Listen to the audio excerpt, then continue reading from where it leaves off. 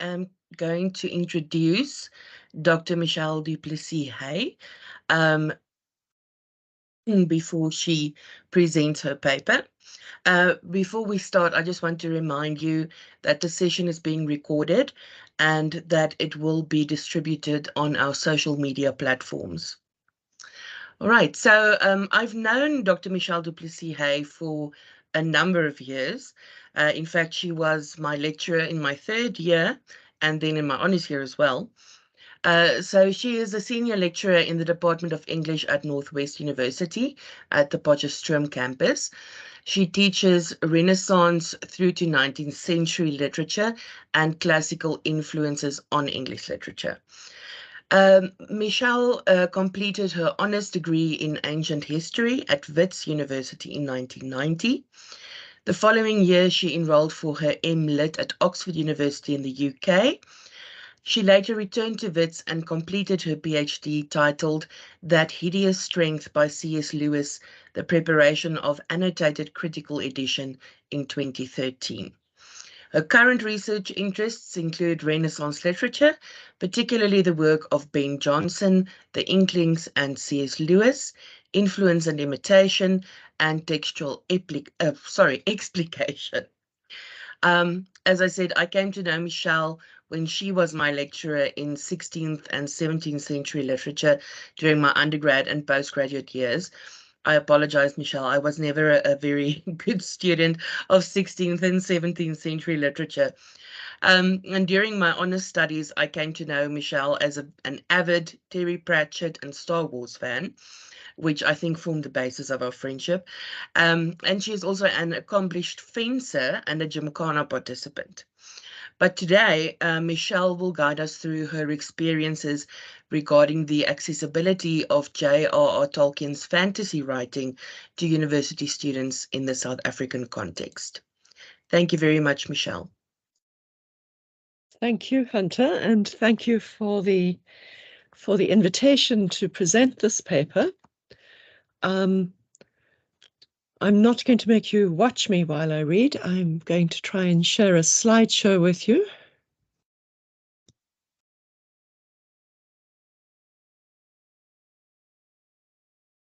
There we go. Hope that's working.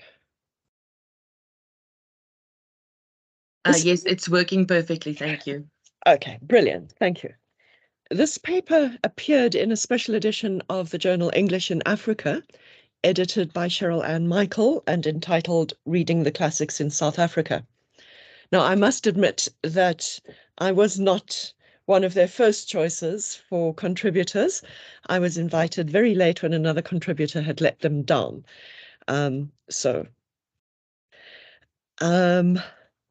Once I'd realized that the classics did not necessarily mean the literature of ancient Greece and Rome, although I've since seen that some other contributors did interpret it that way, I considered writing on some of the more canonical material that I routinely teach. But one is not invited to write a bibliomemoir every day, and I can think of so many people who could write better about Shakespeare in Africa or the Romantics in Africa than I could, and so I suggested that I write about Tolkien. The editor and I had an enthusiastic 2-hour-long phone conversation about Tolkien, and this was the paper that I then offered. I suspect that the journal might have hoped for something more post-colonial, and certainly one of the reviewers did. So you will notice that a couple of paragraphs seem not quite to fit, and you must please attribute these to reviewer 2. And this then is the paper that I finally convinced them to accept. In this bibliomemoir, I wish to organize my reflections on reading J.R.R. Tolkien's fantasy in South Africa around 2 of the points cited from Italo Calvino in the invitation to this special edition of English in Africa. So doing, I implicitly accept and elaborate upon or illustrate these aspects of his proposed definition of a classic. The first is that a classic is distinguished by a kind of resonance we perceive emanating from an ancient or modern work, but one which has its own place in a cultural continuum. The second is that a classic is a book which, with each rereading, offers as much a sense of discovery as the first reading. In response to the first point I take from Calvino, the place in a cultural continuum of the totality of Tolkien's fantasy is still being defined and is still expanding, so that nothing final can be said here. But it is possible to assert that, since 1955, no discussion of fantasy as a genre of fiction has been able to avoid dealing with Tolkien's work as an influence upon all following fantasy. In the entry on Tolkien, John Clute and John Grant's Encyclopedia of Fantasy from 1997 describes him as the 20th century's single most important author of fantasy, and The Lord of the Rings as the most influential fantasy novel ever written. The same entry shows something of the extent of the debt of all Tolkien's emulators and imitators. Tolkien, through precept and example, gave final definitive legitimacy to the use of an internally coherent and autonomous land of faerie as a venue for the play of the human imagination. For the science fiction fantasy writers who followed Tolkien, this affirmation of autonomy was of very great importance. No longer was it necessary for fantasy writers to feel any lingering need to normalize their secondary worlds by framing them as travelers' tales or dreams entered via portals, which prove exiguous at dawn, or time-slipped tales, or as beast fables. Though each of these forms continues to be used, fantasy writers after about 1955 would invoke them as a matter of aesthetic choice. Tolkien gave fantasy a domain. Such influence comes with a price, and the entry continues. It is, of course, another question as to whether, in recent years, his bequest has been properly honoured. Countless purveyors of genre fantasy have reduced the secondary world to the identikit Fantasyland. End quotation. The dust cover of the mini hardback edition of Diana Wynne-Jones's parodic The Tough Guide to Fantasyland, 2004, includes a disclaimer beneath the title, actually very little to do with Lord of the Rings.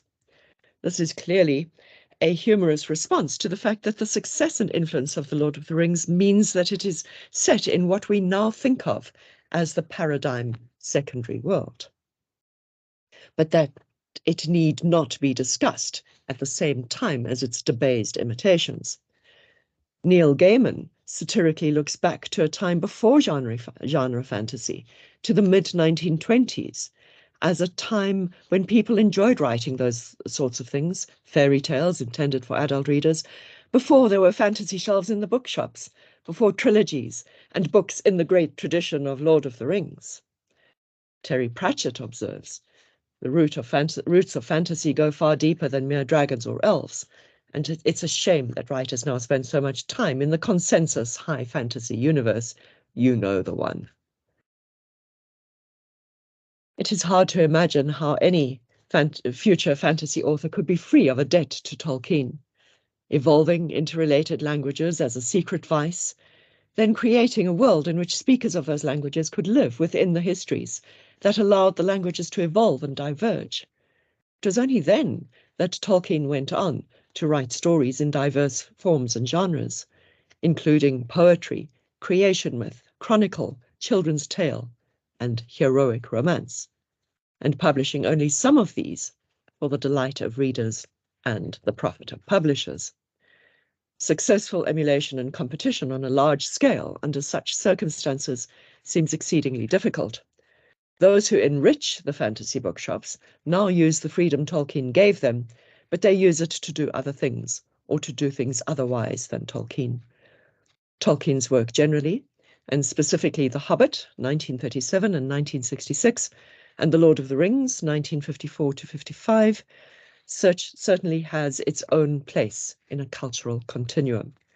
And its own place is unique and still growing, forming a watershed in the world of fantasy writing. In Calvino's terms, it is a classic.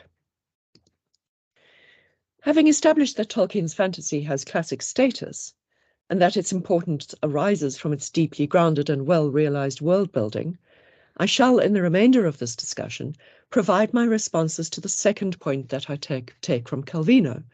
A classic is a book which, with each rereading, offers as much a sense of discovery as the first reading. I shall first share some of my own responses and reactions to readings and rereadings within Tolkien's fantasy oeuvre, and on the sense of discovery enjoyed in first and all readings. My reactions may be modulated by the fact that I am reading a classic in South Africa, but are not, I think, defined or limited by this. Secondly, I shall present some of my experiences engaging with university students in South Africa as they respond to Tolkien's work. I argue that training students to read beyond their own time and place has value in equipping students to respond to Tolkien in academic contexts, but that good fantasy can be enjoyed anywhere. I'm not certain that I shall have any new conclusions or insights to offer, except to endorse and reiterate Tolkien's own views on the value of well-grounded fantasy, and also on the value of university English courses that expose students to what is unfamiliar, even alien to them. Since this is not a piece of literary criticism of Tolkien's work, I'm primarily concerned with what Tolkien and other writers themselves say about the function and value of fantasy and fiction. As Tolkien said about Beowulf, I have read my primary texts, but have not been so diligent as duly to read all that has been printed on or touching on them. I never heard or read The Hobbit as a child, and at around the age of 14, The Lord of the Rings was recommended to me by an older friend. I borrowed it from the school library the next day and spent every spare moment over the next 10 days reading it.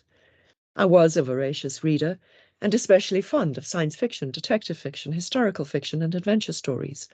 Whenever they cropped up, quests and journeys among Martians or Selenites or Lilliputians or the inhabitants of lost kingdoms in Africa or India or the forests of Russia or the center of the earth attracted me.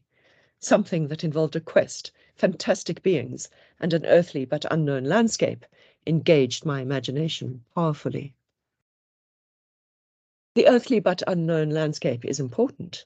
For me, the Shire was no more or less mysterious and magical than the rest of Middle-earth, and not so different from the woods and buttercup-strewn meadows of the flimsiest fairy tales written for children. I knew what a wood or meadow was or should be long before I could read for myself, and I knew they were different from the cityscapes, suburban landscapes, and farmlands that I had met up until then. I'm sure many South African children reading British children's fiction have this experience. The landscapes of their imagination are not the same as those in which they live and move. I do not consider this a drawback or a form of cultural imposition. Why would I have wanted to read about the world I lived in? I was free of many worlds. And I still have little interest in reading even the best written work of fiction, if it is set in my place and time. Works set in a different time, the past, an imagined past, an alternate past or future, are more likely to appeal to me, even if set in a place that I know, because remoteness in time has the same effect as remoteness in space. It seems that I am not alone in enjoying fiction from what, to me, is an exotic and alien origin. Louis Chude-Sakai, writing from the point of view of one living within an alien culture, asserts in praise of racist books that one can enjoy alien and exotic books even if one disagrees vehemently with them.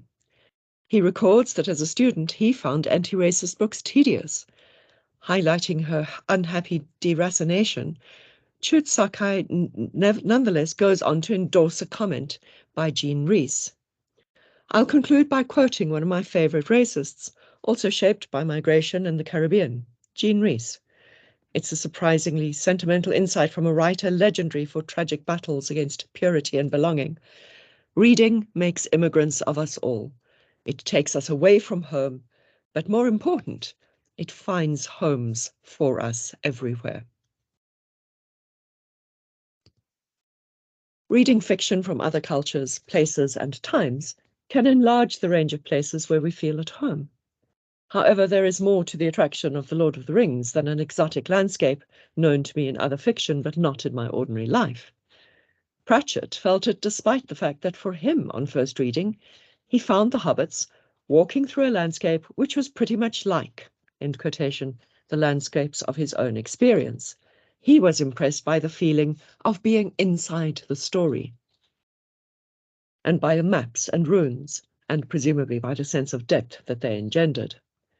When I first read and then reread The Lord of the Rings, the landscapes and peoples and cultures and creatures of Middle-earth transcended, and still transcend, any other fantasy literature that I have ever read. For me, the landscape was one I associated with fiction, while for Pratchett it was one that he walked in himself. But the world as a whole was something unprecedented, a new part of one's imaginative universe. My first reading of The Lord of the Rings was of my school library's copy, which was the first single-volume paperback edition published by Allen and Unwin in 1968. This edition included only one item from the appendices, a part of the story of Arwen and Aragorn, which is Appendix A 1.5. So I was provided with practically no explanation of the sense of depth conveyed by the story.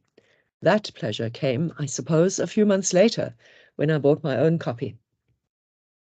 I was lucky enough to find the third single-volume edition, freshly published that year, 1983, the first such edition to include all the appendices. This then enabled my imagination to wander and wander in the invented reality of Middle-earth. Some years later, as an honours student, I discovered that I was in the very good company of Sir Philip Sidney in believing that an author or poet, by which he meant an inventor of fictions, not necessarily a writer of verse, should not be an historian, but a maker. I found that he described the poet as one who doth grow in effect another nature, in making things either better than nature bringeth forth, or quite anew, forms such as never were in nature. And I found that he argued, neither let it be deemed too saucy a comparison to balance the highest point of man's wit with the efficacy of nature, but rather give right honour to the heavenly maker of that maker, who having made man in his own likeness, set him beyond and over all the works of that second nature, which in nothing he showeth so much as in poetry, when with the force of a divine breath he bringeth forth surpassing things, forth surpassing all her doings. And I already knew that for Tolkien, the author of fantasy was a sub-creator, privileged to assist in the effoliation and multiple enrichment of creation. The delight I felt on discovering this correspondence has not appreciably diminished over the ensuing decades. Taking for granted, as I do, that the reading of fiction should expand one's experience beyond the limited life that it is possible for one person to live, I find immense pleasure and value reading fiction distanced from me in space or time or experience. A fantasy author, however, deliberately sets out to create something distant from a reader's space, time, and experience. The deliberate distance offered by well-realized fantasy transcends, for me, the pleasures of accidental distance. I acknowledge that this is a matter of taste, that not everyone desires literature to offer a golden world, transcending their brazen existence. One of the functions of fantasy, or any literature, is to give pleasure within a world that is not always pleasurable. Gaiman records a conversation that he had about his novel Stardust with a journalist who had loved the social allegories in Neverwhere. "What is it for?" he had asked, which is not a question you expect to be asked when you write fiction for a living. "It's a fairy tale," I told him. "It's like an ice cream. It's to make you feel happy when you finish it." I do not think I convinced him, not even a little bit. End quotation. Pratchett points out, what we want is heroes and solutions and yes, singing elves. We also know in our hearts that the universe isn't really like that. The world isn't really like that, but it ought to be. And if we believe it enough, we might get through another night. Pratchett's observation suggests that engaging with the pleasures of fiction may make life more pleasant, or at least more tolerable. And indeed, those who enjoy visiting a golden world in fiction often find, on returning, that the brazen world has been gilded by the imaginative journey.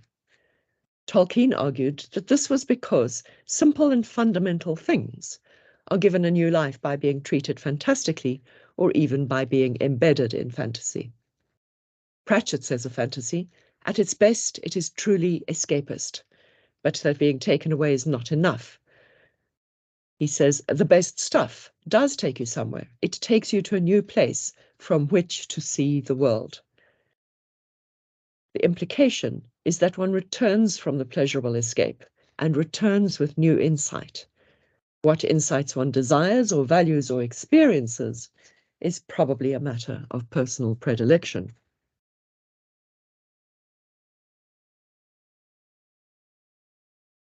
For the reader of Tolkien, an additional pleasure is available from the histories of the writing of The Lord of the Rings and The Hobbit.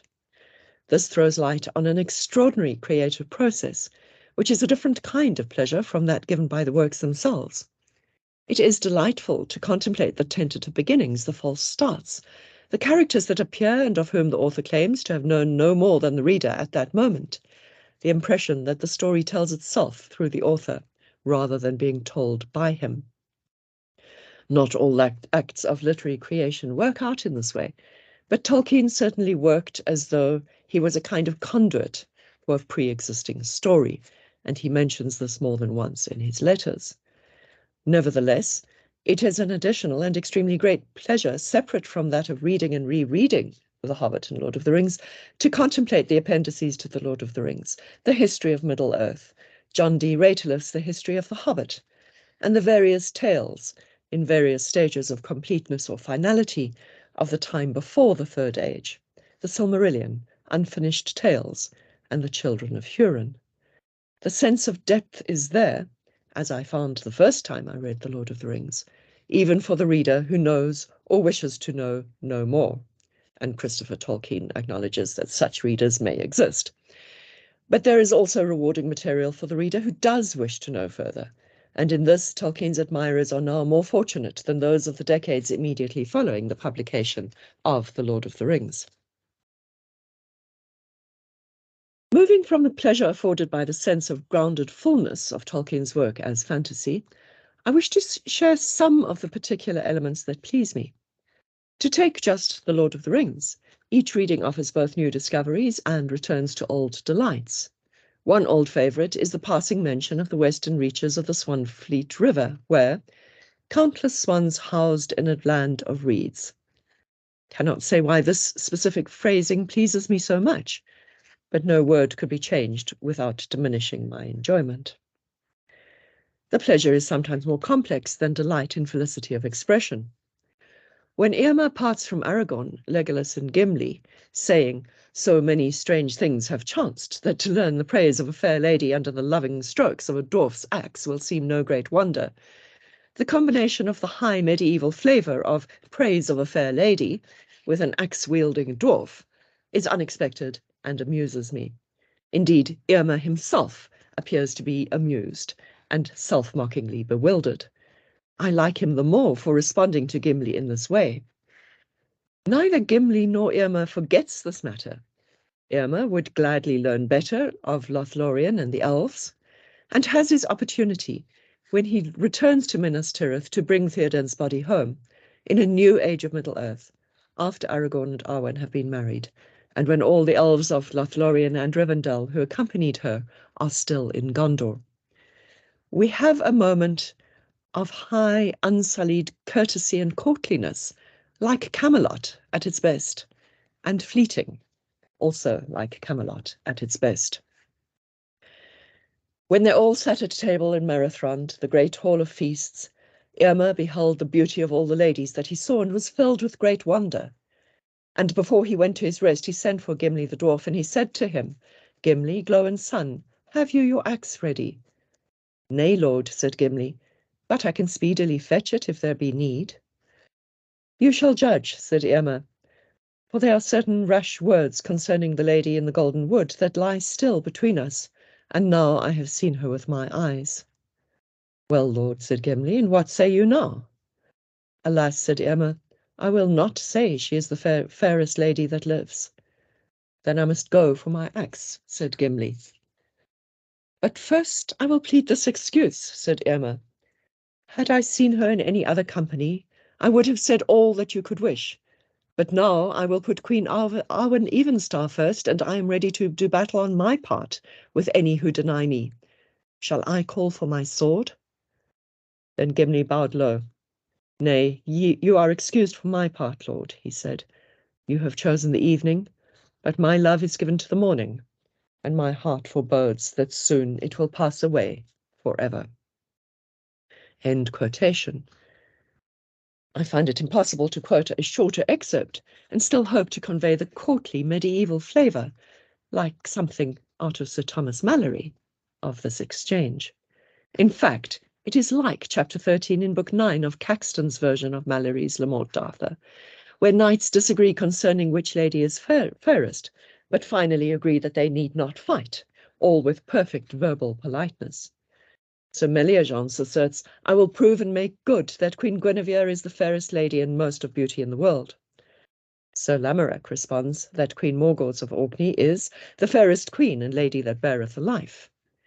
They begin to fight and are interrupted by Sir Lancelot and Sir Bleoberis. At first Lancelot is disposed to fight Lamorak in order to prove upon him that Queen Guinevere is the fairest lady and most of beauty in the world. Lamorak argues that every man thinketh his own lady fairest, and that this is no reason to fight, and Bleoberis agrees with him and persuades Lancelot. The episode ends with courteous words. Sir Lancelot said unto Sir Lamorak, "I pray you forgive me mine evil will, and if I was misadvised I will amend it." "Sir," said Sir Lamorak, "the amends is soon made betwixt you and me." Immediately after the conclusion of the medieval episode from The Lord of the Rings that I quote in full above, Tolkien describes the departure of all that remain of the Fellowship of the Ring from Minas Tirith, the first stage of the dissolution of the Fellowship, and the mood is quite different. It is not always rereading that offers as much a sense of discovery as the first reading. Sometimes memory is enough. Skimming through Lang's collected fairy stories in search of something quite different, I was once suddenly struck by the frequency of the trope of the younger or youngest son, held of little account, succeeding where his brother or brothers had failed, and simultaneously thought of Faramir. He is the culmination of a long line of successful younger brothers in fantasy, so it is not surprising that he was able to present himself to Tolkien, unplanned and unwanted, but fully realized, walking into the woods of Ithilien to insert himself into the tale. There is much that would have been different and worse in Gondor without Faramir. But without him we would also lack Tolkien's dry final comment in his description in the appendix of the accord between Faramir and his elder brother Boromir. It did not seem possible to Faramir that anyone in Gondor could rival Boromir, heir of Denethor, captain of the White Tower, and of like mind was Boromir. A classic, then, repays and rewards time reading it, rereading it, thinking about it, or even having memories of it. It becomes part of one's mental furniture, gilding the brass of the everyday, providing recovery, escape, and consolation. With a classic of fantasy, the proper distance in space, time, and imagination renders it independent of the world of the reader. We go there, as a classic of fantasy draws us into its world and sets us free within it, and it gives us gifts of various kinds when we come back again to find that our world is larger and richer.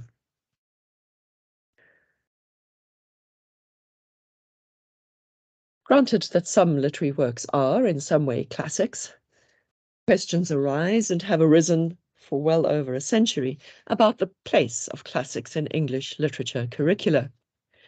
Should only classics be studied, or no classics, or only older classics? This gives rise to related questions. Should students be taught about what they already read anyway, or should they be taught older or classic texts which they might not otherwise read? From 1926 until 1931, Tolkien and his friend C.S. Lewis fought, ultimately successfully, to persuade their colleagues in the English language school at Oxford that the syllabus should be heavier on Anglo-Saxon and Middle English, and that there was little need routinely to include literature published later than 1830, that is, from their point of view, from the past century, in a packed syllabus. In the mid-1940s, the debate was reopened.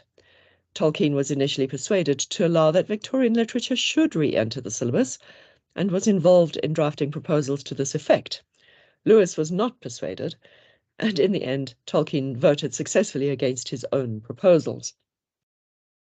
Nearly a century after those debates of the 1920s, and on a different continent, few of us have the luxury of grounding students in Anglo-Saxon and Middle English literature.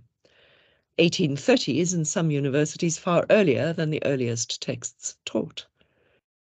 One reason for the decisions taken at Oxford was a feeling that, as Humphrey Carpenter puts it, it should not be the case that undergraduates could read English literature in their baths and did not need dons to teach it to them.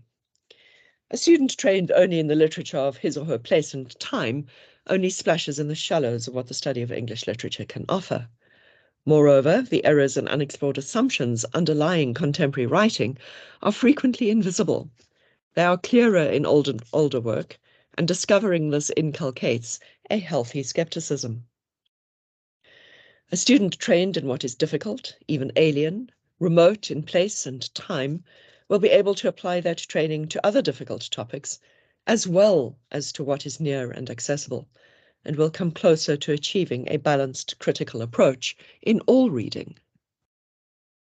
On the other hand, there is undeniably pressure in the academy in Africa for the reader to engage with postcolonialism and explicitly to examine all texts through its lens, or even to limit the choice of texts to those that lend themselves to postcolonial theorizing. I would argue, however, that this can be an unbalanced approach, leading to a failure of healthy skepticism. Terry Eagleton states that one currently may, by and large, speak of some orthodoxies and not of others. Postcolonialism is one of the orthodoxies that may be spoken of, but he reminds us it is not the only orthodoxy. If Western journals or scholars were to assume, explicitly or implicitly, that literary scholars, simply by being African or living or working in Africa, should automatically embrace postcolonial theory, and I neither assert nor deny that this is the case, this would ironically constitute a form of cultural imposition. Edward W. Said warned in 1978 that the modern Orient participates in its own Orientalizing. I believe that Africa should heed this warning. Surely, if the African Academy assumes that it can engage with literature only within the framework of postcolonialism, it may have already participated in its own reduction to subaltern status. I have never taken the opportunity to try and incorporate The Lord of the Rings or The Hobbit into any syllabus, or to offer any honours module incorporating either text. However, as fantasy will provide deliberate keys to its own world, while an author who wrote 500 years ago in England will not have been concerned to explain to future readers in Africa the significance of every contemporary allusion, it can be expected that Lord of the Rings is a text that students should be able to read for themselves, in their baths or anywhere else. Given its unique place within the continuum of fantasy and its richness as a text that engages with and transmutes earlier texts and contexts, The Lord of the Rings has much to offer students. Even more so should they have been taught to read critically and properly in a properly grounded and been properly grounded in English literature from, say, 1600 to 1950, or even better, from 900 to 1950. Without ever prescribing it, I have greatly valued chances to engage with students' readings of The Lord of the Rings. These have nearly all been final year undergraduates required to write an essay on a topic of their own choosing under the guidance of a supervisor. Sometimes the student is excited to realize that Tolkien is drawing on history, archaeology, geography, or other languages. I have had some students eager to explore Anglo-Saxon language and the culture of the Rohirrim. Others have been interested in Norse language and culture and the dwarves, Bjorn and Dale. Still others have explored Bjorn as a berserker. Many students have been interested in the landscapes of Middle-earth and their possible origins in the real-life landscapes of England and mainland Europe, especially Switzerland. I had one student who was especially interested in cavalry charges and depictions of cavalry charges, who explored just one chapter of The Lord of the Rings, alongside examples from film, painting, and poetry. This is all fairly routine, But for the students, Tolkien is the starting point of an exploration backward, moving from the fantasy world of Middle-earth to older literature and languages from a different continent, perhaps more alien to them than Middle-earth. And because The Lord of the Rings occupies an honoured place in a web of influence and intertextuality, the students with some training in difficult literature of other times and places are able to move from what is to them familiar and accessible to something less familiar and less accessible, but also enjoyable. Others have found that reading Tolkien has led them beyond familiar paths. As Pratchett recalls, I suppose the journey was a form of escapism, but you can escape to as well as from. In my case, the escape was a truly Tolkien experience, as recorded in his Tree and Leaf. I started with a book, and that led me to a library, and that led me everywhere. End quotation. Where students choose to compare Tolkien with one of his later emulators, they learn something about literary influence and good and bad modes of imitation, and apply skills they learned when taught texts they found difficult and remote.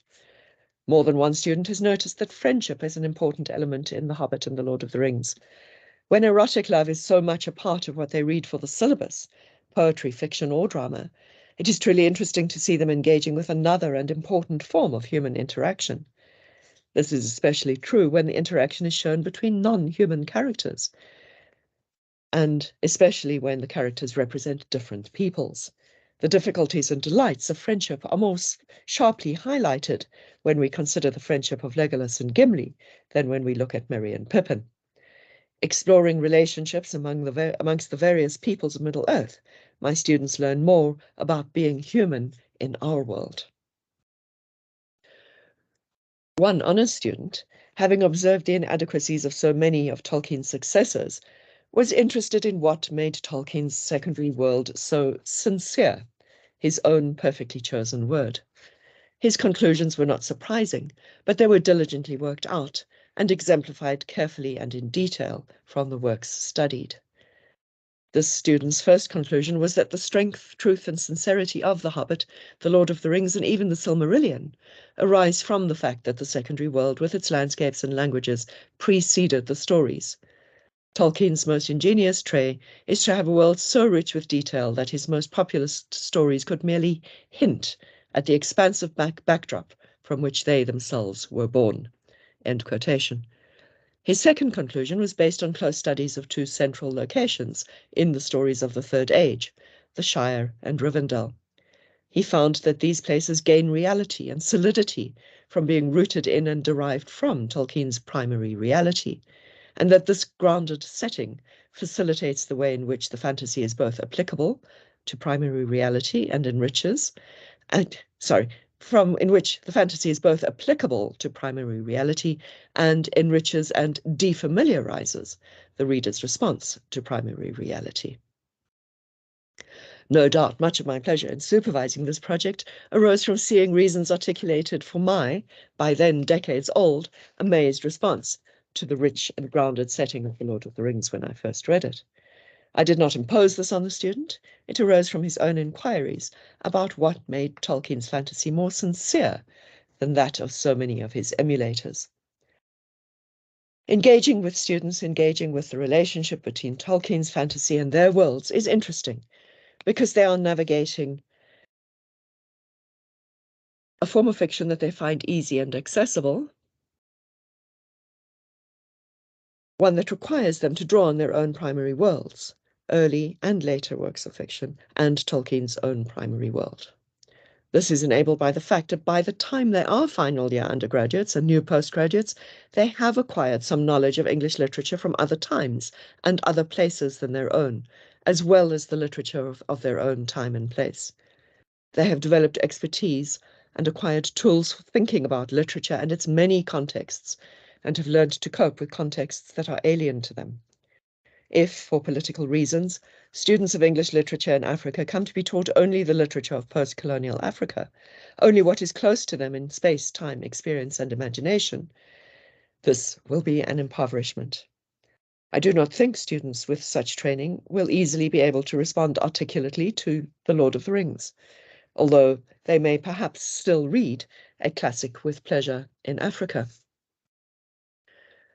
Tolkien's work is both an escape from and an enrichment of our primary reality, a golden antidote to the brazen world, which it in turn also gilds.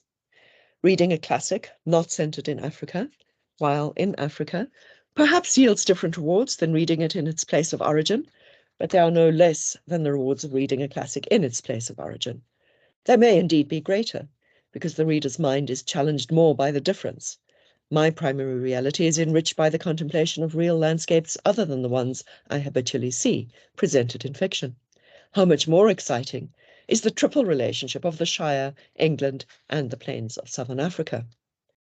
In 2016, I organised an evening as part of a campus-wide celebration of multilingualism, where Tolkien enthusiasts, lecturers, postgraduates, and undergraduates sat down with coffee and Tolkien's notes for translators. We invented Afrikaans translations of place names in Middle-earth, just for the fun of it. We celebrated simultaneously the multilingualism of Middle-earth and of our own African country. There is so much more that I could and would like to say about reading Tolkien's fantasy, about his theory of subcreation and the plenitude with which he subcreated, about the groundedness of his secondary world as it derives from and transmutes the elements of primary reality, about the way in which his good and fallen characters respond in very different ways to phenomena and circumstances, about the beauty of his writing. I would like to have had the chance to examine the Elios, Kai Phobos, the pity and terror of the moment of tragedy that Tolkien identified and was moved by, Sam's well-intentioned but disastrous reaction when he wakes on the stairs of Cirith Ungol to see Gollum approaching repentance, touching Frodo, and speaks harshly to him. The moment is lost, and the moment is completely misunderstood and misrepresented by Peter Jackson. But I hope I have said enough to share some of my delight in Tolkien's classic and to make clear my conviction that no one, in any time or place, should see time or place or experience or circumstance as a reason not to read a classic, or indeed anything else. The reading of fiction enables us to live many lives, to see through many eyes, and gives pleasure. We should aim to equip our students to read as widely and deeply as their tastes take them. For reading any work of fiction is a journey, but it has to be there and back again. The story ends. We come back to real life, but we should return with deeper and wider sympathies and a greater capacity for empathy. Thank you. Thank you so much, Michèle. I enjoyed that so much. I'm almost teary-eyed at your presentation. Thank you. I want to open the floor for questions, so you are welcome to type your questions in the chat if you want to, or you can raise your hand if you have a question for Michèle.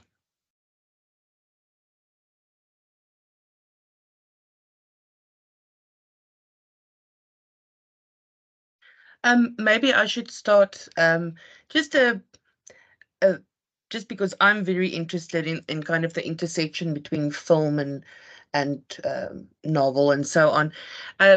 To what extent the students who do decide to work on Tolkien, to what extent do they prefer or not prefer working on the texts rather than the films? Have you seen any difference there? Well, certainly a difference has emerged with the passing of time. There was a time when my students hadn't seen the films because they hadn't been done yet. The better students have read the books, and many of them see problems with the movies. But sometimes the movies persuade the students to go to the texts. So it's taking the ultra accessible and sending them from a movie to a text, and then that text might then take them to Anglo-Saxon or whatever. The student I mentioned who was interested in cavalry charges part of the reason we only read one chapter of Lord of the Rings was that he actually was not the best student I have ever had, and he really wasn't a competent reader in English and was scraping through his third year.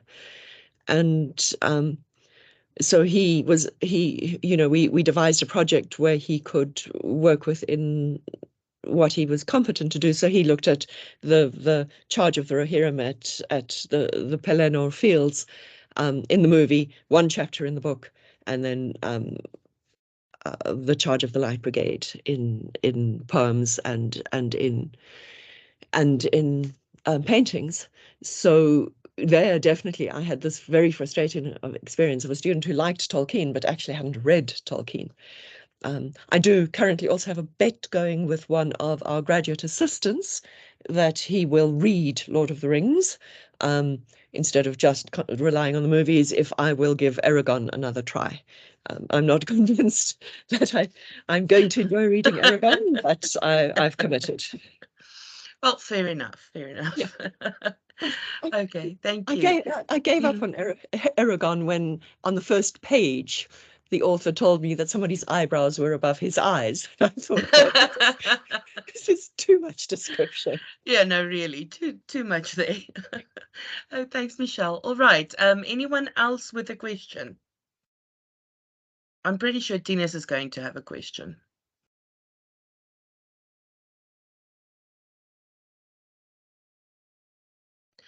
Yes, Kudzai, go ahead.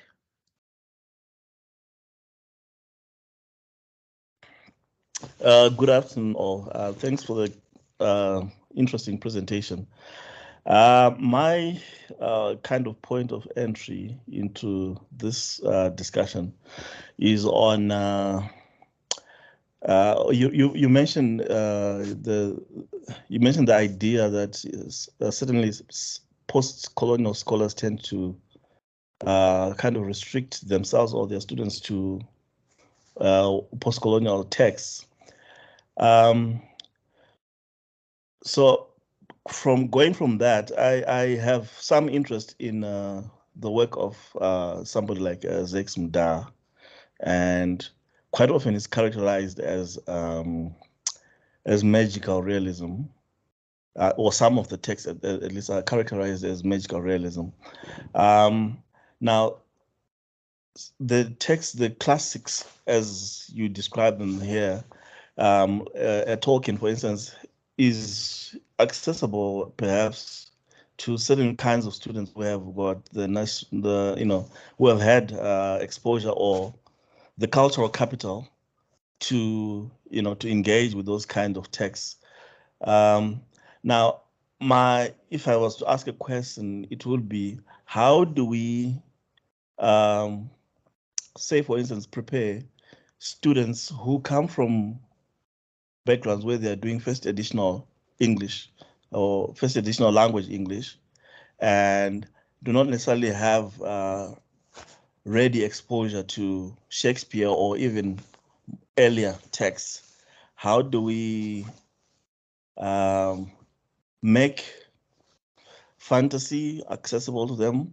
That's the first part of the question. And the second part of the question would be, is magical realism distinct from fantasy writing? Thanks.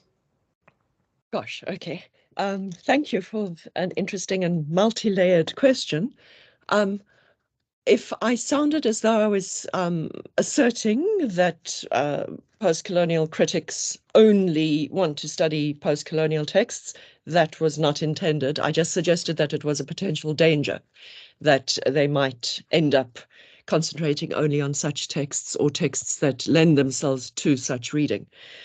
So I wasn't being I wasn't intending to be nasty. Magical realism does not seem to me to be the same thing as fantasy.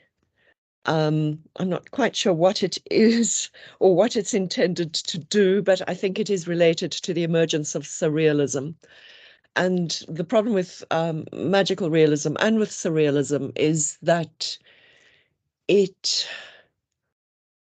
they both very much blur the boundaries of of the magical and the actual. So ontologically speaking, they strike me as fairly confused and confusing. And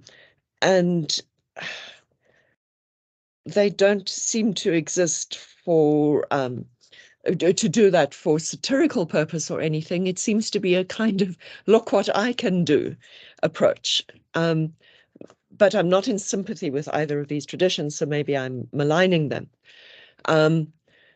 Tolkien argues that fantasy and primary reality should not be conflated, and he also argues very strongly that fantasy, the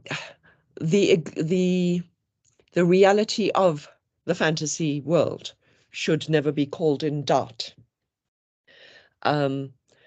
which means that something like Stephen Donaldson, the Chronicles of Thomas Covenant, where you never know whether his travels are some kind of feverish, leprosy-induced dream or reality, in that respect fails Tolkien's view on what good fantasy should be. Fantasy should have the courage of its convictions, and the secondary reality should not be presented with any apology. But of course, there is, as Clute and Grant point out, dreams and dream visions were a very common way of engaging with alternate realities before Tolkien and even after Tolkien. So magical realism is not the same as fantasy. Fantasy should commit to its secondary reality, according to Tolkien. How? Yeah, the question always in any literature is if you are teaching literature to first language students or students who are supposed to have first language competence before they start, then you've got fewer complications. If you want to start introducing literature to second or third language users of any language, that obviously becomes much more complicated. I can only suggest that if you wanted to give your students an introduction to fantasy as a genre of English literature or literature in English, then I suppose the smart thing to do would be to start off with The Hobbit and not The Lord of the Rings. Give them something that was written at a simpler level for children. In terms of the cultural capital to appreciate fantasy from another place and now, of course, I mean, The Hobbit was first published in 1937, so it's coming on for 85 years old. You've got the accidental complications of it being from another place and another time, but in some ways these are simplified if you're using a fantasy text, because fantasy texts contain more explication within themselves. And if the landscape is a fantasy landscape, you know, if a to take a very trivial example, in a retelling of a children's fairy story by Enid Blyton, read when I was a child, a character is walking through a field of buttercups or hidden in a field of buttercups, and the pollen makes him sneeze, and all is revealed, and the enchanter curses him or something. So that kind of presupposes that you know that buttercup pollen is unbelievably sneeze-inducing, which is something I only learnt decades later when I walked through buttercup fields in England. But a kind of wishy-washy Enid Blyton style fairy story that is really set in the English landscape assumes you know about the English landscape. The Hobbit, although it is set in a landscape that is the English landscape fantasticated, with elements of Switzerland, presents its landscapes in their own way, describes them in their own way, presents background and information that a non-fantasy text would not bother to give. So in that sense, a fantasy text, no matter where it comes from, might be more accessible, as long as you can find one that is written in a register that is suitable for students who are reading the text as students of English as an third additional language. But it is obviously much more complicated if you are dealing with students who are still learning the language as they try to learn the texts. That said,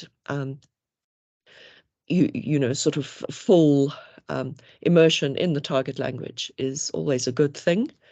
And Shakespeare and his contemporaries, and for hundreds of years, schoolboys in England were made to read unexpurgated Latin with no help, with no fairy stories, with no children's versions, with no children's reading primers, and they learned to read and to speak and to write in Latin.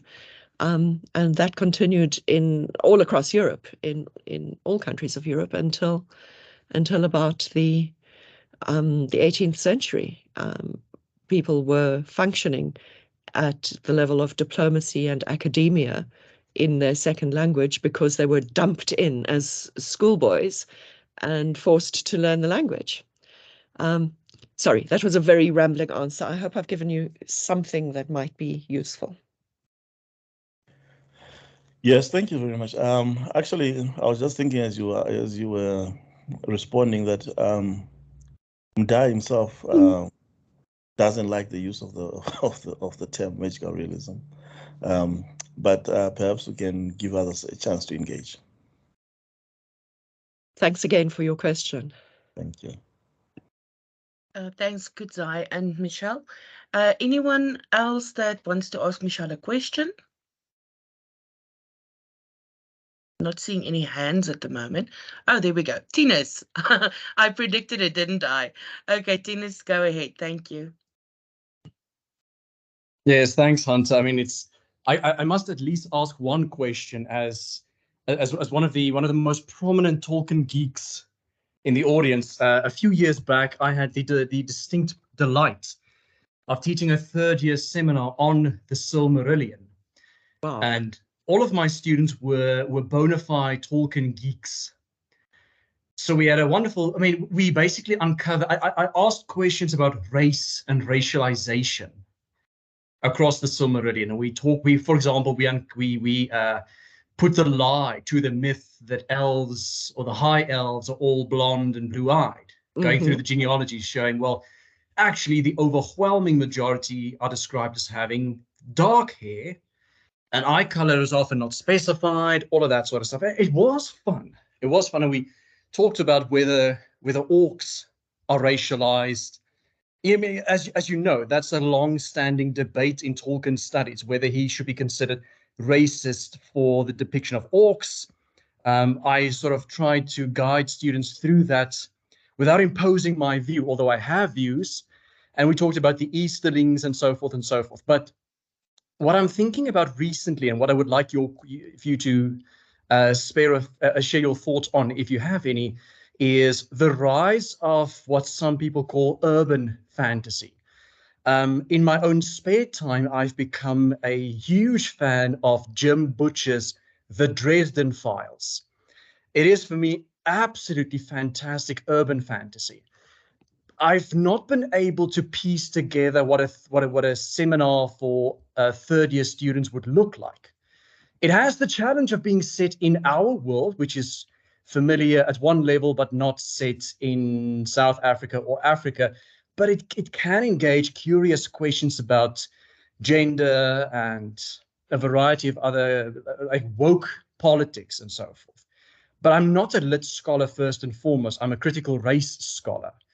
And so I don't know whether you've given any thought to urban fantasy and how that might be approached. And if you have any thoughts about race and racialization in Tolkien, I'd love to hear those as well. Thank you. Okay, gosh, I'm privileged with an audience that asks fascinating questions. I'm not sure how competent I'm going to be at answering your questions.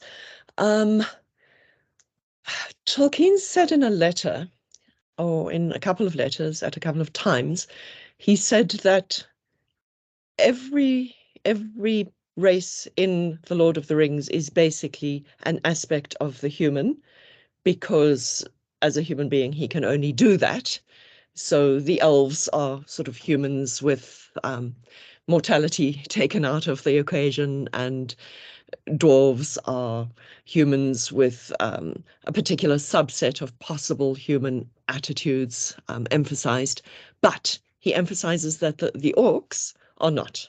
He says that there's nothing in this world, in our primary reality, there is no race or species that is created entirely for evil. So the orcs are intended by him to be understood, and obviously building on many strong European archetypes, are intended to be there to provide a kind of visible baddie to fight against. And he's also very clear that they are good, perverted, nothing starts off evil, which Gandalf says in Lord of the Rings itself. So in that sense, the orcs should be taken as part of the mechanism of fantasy. And I don't think Tolkien intended us to kind of agonize about the home lives of orcs. We're not even sure whether they are actually spawned or come out of mud puddles or what. As far as the other races go, there's that moment of amazing humility and charity where Sam looks in Ithilien, looks at the dead Easterling and wonders if he really wanted to come to war, what lies had led him to come to this place where he'd died. So even a country of human beings that has been led astray by the Dark Lord and is fighting on Sauron's behalf is not vilified, is not equated with the orcs. The Easterlings who die before Helm's Deep are buried, are given a place of burial. They are not burnt or left to the trees or left to the horns like the orcs. So I think within the constraints of his own place and time and where he was coming from, Tolkien is extraordinarily humane and humanist. And his, again, as part of the fantasy framework, if you accept that elves are in some way are different from humans and are in some way superior to humans, if only in terms of the fact that they live they're immortal and they have different senses and all the rest of it, then the anxiety that some people seem to feel about the Numenorians being seen as natural rulers should be taken away, because these are people with I suppose you could argue that the Numenorians have a privileged and special opportunities that were lacking to the other races, but nobody who, as far as I can tell, nobody who ever wanted to go to Valinor, nobody who ever wanted to engage with Valar, nobody who ever wanted to engage with the elves was deprived of the opportunity. But yes, I suppose you could argue that the Numenorians are benefiting from decisions that their ancestors made, and the Easterlings or the men of Dunharrow are not. But it doesn't seem to me to be a hugely racialist approach.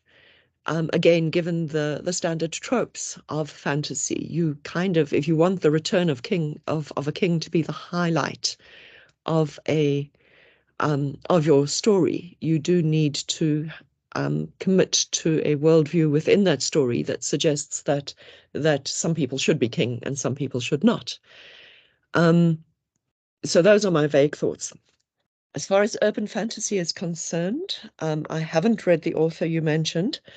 I have greatly enjoyed The Left-Handed Booksellers of London and The Sinister Booksellers of Bath, which I think is by Garth Nix, and I have seen an increase in urban fantasy and most urban fantasies seem to work.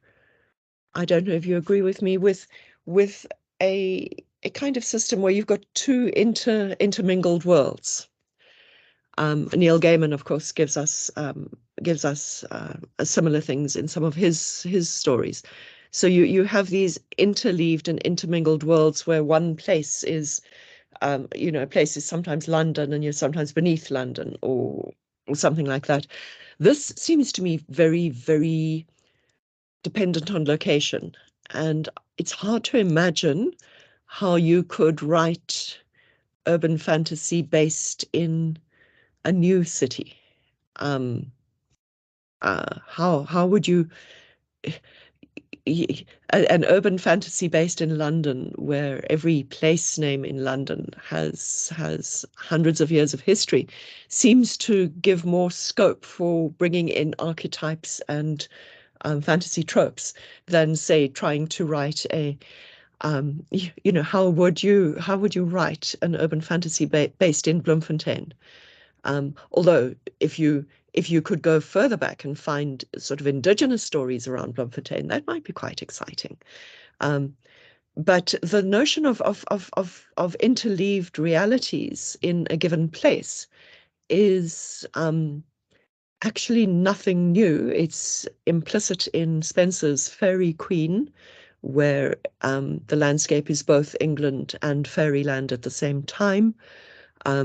C.S. Lewis uses it in That Hideous Strength, where he posits Logres, the country of Camelot, as a kind of overlay or underlying of England, and posits that all countries have some kind of haunting of a kind of ideal or idealized or fantasized or fantasy reality that gives them their true characteristics. So yes, I also don't know how you would go about doing a third year symposium on urban fantasy, but when you do it, please tell me about it because it sounds very exciting. Thank you, Michèle, and thank you, Tinus. All right, do we have any other questions, comments?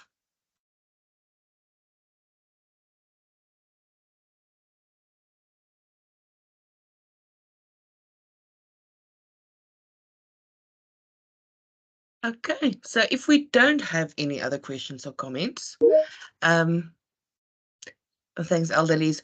I thank everyone for coming, and I thank you, especially Michèle, for sharing your research with us. It was really fascinating. It was it kind of took me back to the honors classroom. And the minute you mentioned the Fairy Queen, I had emotionally traumatic flashbacks to my final honors paper for your module. But thank you so much. I appreciate you taking the time to talk to us, and I thank everyone for coming today. And I will send out the link to the recording when it's up in a couple of hours. Thank you so much, everyone, for your input and for coming to listen. Thanks. Well, thank you so much for the invitation, and thank you to everybody who listened and who stayed through to the end.